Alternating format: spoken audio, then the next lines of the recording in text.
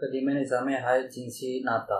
اگر تمدن کی ارتقاء پر بغور نگاہ ڈالی جائے تو معلوم ہوتا ہے کہ عہد قدیم میں انسان مانند حیوان اپنی زندگی گزارتا تھا اور حیوانوں کی طرز پر ہی اپنے بہجان نفس کو پورا کرتا تھا، اور جب انسان نے اس بات کو جان لیا کہ اس طرح آزادانہ جنسی ناطے سے فطرت کے وہ مقاصد پورے نہیں ہوتے جو اس کی آزادی، نفس، محبت، پیار، ولفت، اس کی شناخت اور اس کے مان پر پورے نہیں اتر پاتے، اس نے اس پر غور و فکر شروع کیا، اور جو انسان کی عقل سلیم ترقی کرتی گئی وہ اپنی زندگی کو ایک نئے پیرائے اور نظام میں تبدیل کرتا چلا گیا، جس کے تحت بچے کی پرورش کی ذمہ دار ضعف نازک کو ٹھہرایا گیا اور عورت کے ماں ہونے کی حیثیت اس نظام میں اولویت دی جانے لگی۔ اس لیے اس عہد کو عورتوں کے عہد عظیم کا نام دیا گیا، اور دنیا میں ذیل کے دو نظام قائم ہو گئے: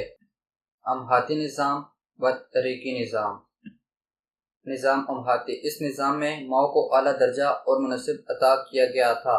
دنیا کا یہ سب سے پہلا نظام ٹھہرا، اور اس نظام کی مدت 300 سال سے لے کر 1000 سال قبل مسیح ہے۔ اس نظام کی واضح مثال ایشیائی کوچک کی قوم لاٹسین ہے، بقول ڈاکٹر بجوان۔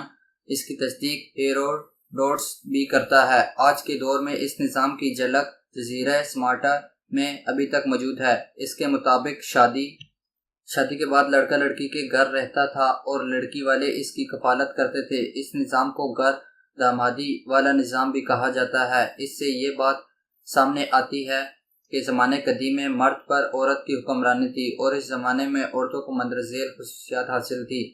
اس زمانے میں دنیا کے اکثر حصوں میں عورتیں تخت حکمرانی پر جلوہ افروز تھیں۔ عورتوں کے عہد میں پوجا پاٹ کے لیے اور دیوتاؤں کے بت تمام عورتوں کی شکل کے بنائے جاتے تھے۔ لندن کے برٹش عجائب گھر میں قدیم مصری عہد کے 19 گیت محفوظ ہیں۔ ان میں سے 15 گیتوں میں محبت کرنے والی صرف عورت ہے جو اپنے معشوق مرد کو مخاطب کرتی ہے۔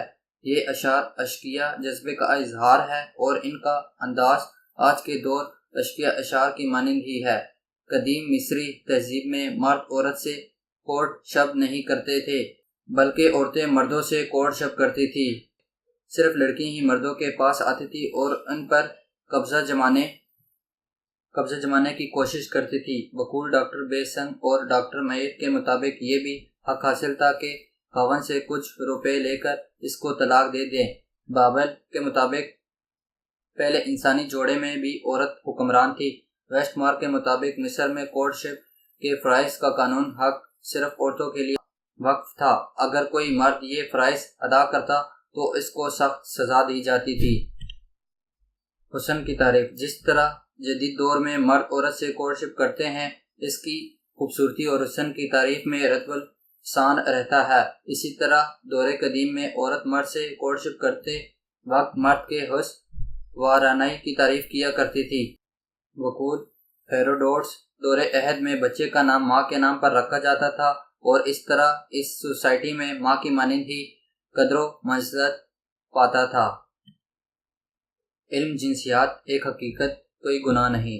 زمانے کے یہ اثرات ہیں کہ آج بعض حالتوں میں جنسیات کو ایک خفیہ علم سمجھا جاتا ہے، اور اس کے متعلق ضروری گفتگو کان میں ہی کی جاتی ہے، یعنی سرگوشی کے انداز میں اس کو کتابیں اگر مطالعہ کی جاتی ہیں تو چھپ کر اس کا لٹریچر شجر ممنوع قرار دیا جاتا ہے۔ افسوس ہے کہ محتاط حضرات، خواہ ان کی نیت کیسی ہی نیک کیوں نہ ہو، اس قسم کے احکام ملک اور قوم کے لیے کوئی فائدہ کی صورت پیدا نہیں کرتے، بلکہ الٹا نقصان پہنچاتے ہیں۔ جنسیات ایک پاکیزہ اور اہم ترین طبی قانون ہے۔ یہ جسم انسانی کے عظیم اور اہم ترین اعضائے تناسل کے متعلق ہوتا ہے، جس سے نئی نسل پیدا ہوتی ہے۔ اسی نسل کے صحیح پیدا ہونے، طاقتور پیدا ہونے اور نسل پیدا کرنے والے ماں باپ کے صحت عامہ، مسرتوں اور اطمینان و سکون کی زندگیوں پر ہی اس ملک کے مستقبل کا انحصار رہے۔ ایسے گہر اور مضبوط اثرات کے حامل علم کو مضریہ خطرناک قرار دینا نسل انسانیت سے دشمنی مول لیتا ہے۔ اصل میں ایسے احکام تیار کرنے والوں کے ذہن میں فحش لٹریچر ہوتا ہے۔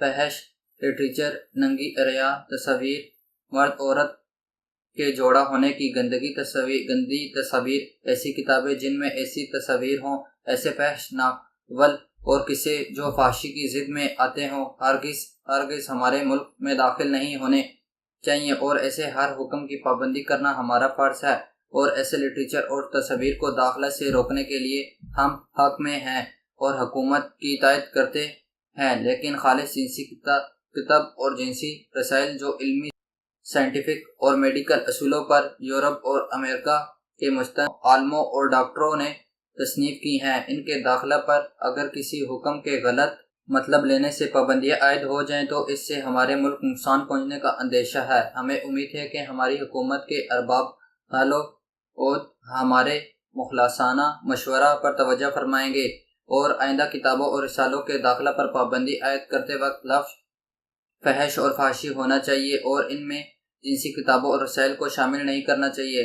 اس غلط فہمی سے ہماری میڈیکل لائن جو اعضائے تناسل سے تعلق رکھتی ہیں، اسے نقصان پہنچنے کا اندیشہ ہے۔ ابتدا سے حضرات آدم علیہ السلام اور حوالے کے قصے میں جس کا ذکر بائبل اور قرآن مجید میں موجود ہے، پہلے انسانی جوڑے میں محبت کی بنیاد رکھی گئی اور اس کا جزو اولین جنسی تعلق اور پھر اس سے اولاد پیدا کرنا تھا۔ اسی جنسی تعلق کا نتیجہ ہے کہ آج روئے زمین پر کئی ارب انسان موجود ہیں اور نسل کشی میں مصروف ہیں۔ انسان مرد اور عورت میں جنسی مخالف سے ملنے کی خواہش فطری ہے، اور دنیا کی کوئی طاقت نہ اسے روک سکتی ہے اور نہ ہی اس کا مذاق اڑا سکتی ہے۔ یہ خواہش تو حیوانات بلکہ بناتات تک میں محسوس کر لی گئی ہے۔ مرد اور عورت کا ایک دوسرے کے لیے کوئی کشش و محبت کا جذبہ محسوس کرنا ہی جنسی خواہش کا سنگ بنیاد ہے۔ اسی سے تسلسل پیدا ہوتا ہے۔ مرد اور عورت کے لیے جنسی خواہش کی تسکین حاصل کرنا اور اپنی ہی طرح ایک نئے جاندار کو پیدا کرنا سراسر فطری ہے۔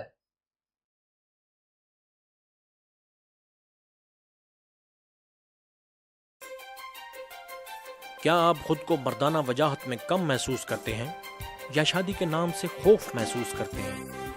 تو آپ کی تمام محرومیوں اور غلطیوں کا ازالہ ممکن ہے۔ تاثیر دواخانہ کا شادی کورس جو آپ کو اعتماد کی بلندیوں تک لے جائے گا، آپ کو وہ طاقت و قوت مہیا کرے گا کہ آپ کی اس دواجی زندگی کی رونقیں اور خوشیاں دو بالا ہو جائیں گی۔ باہ کی کمی، اعصابی و جنسی کمزوری، اعصاب کی کمزوری، ڈھلتی عمر کے اثرات، جوانی کی بے راہ روی کا کامیاب علاج۔ تاثیر دواخانہ کا شادی کورس جو آپ کی شادی کو کامیاب بنائے، ازدواجی زندگی اور عمل کے احساس اور وقت کو بڑھائے۔ تاثیر دواخانہ، کامیاب ازدواجی زندگی کا ضامن، آپ کی خدمت، تاثیر کا افتخار۔ تاثیر دواخانہ، اقبال روڈ، متصل نور محل شادی ہال، نزد کمیٹی چوک، راولپنڈی۔